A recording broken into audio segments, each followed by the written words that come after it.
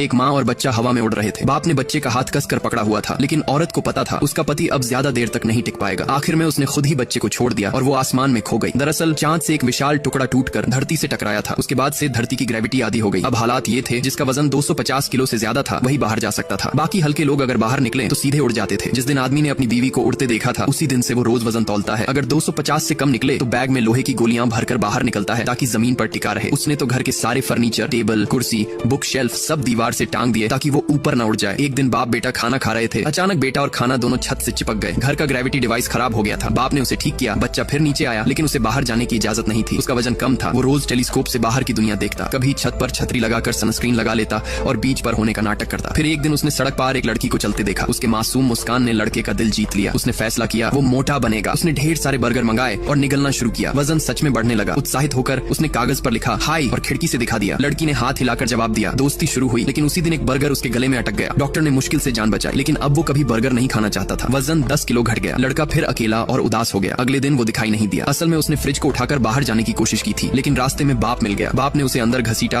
और सारे भारी सामान छुपा दिए। 20 साल पहले उसने अपनी बीवी को उड़ते हुए खो दिया था। वो अपने बेटे के साथ ये हादसा दोबारा नहीं होने देना चाहता था, पर देर रात उसने चुपके से एक ग्रेविटी शूज बना डाले। सुबह लड़के ने जब उसे पहना, बैग में लोहे की गोलियां डाली और जिंदगी में पहली बार घर से बाहर कदम रखा। वो हिम्मत करके लड़की की तरफ बढ़ा, एक गहरी सांस ली और फिर अपने जूते का ग्रेविटी स्विच बंद कर दिया। अगले ही पल वो आसमान में उड़ गया। बाप घबरा गया, लेकिन तभी एक जोड़ी हाथों ने उसे थाम लिया। उसने आंखें खोली, वो लड़की थी और उसके चेहरे पर वही मुस्कान थी, लेकिन इस बार लड़के के चेहरे पर भी। दोस्तों, अगर आपको ऐसी दुनिया में रहने का मौका मिले तो आप किसके साथ रहना चाहोगे? प्लीज कमेंट में जरूर बताना।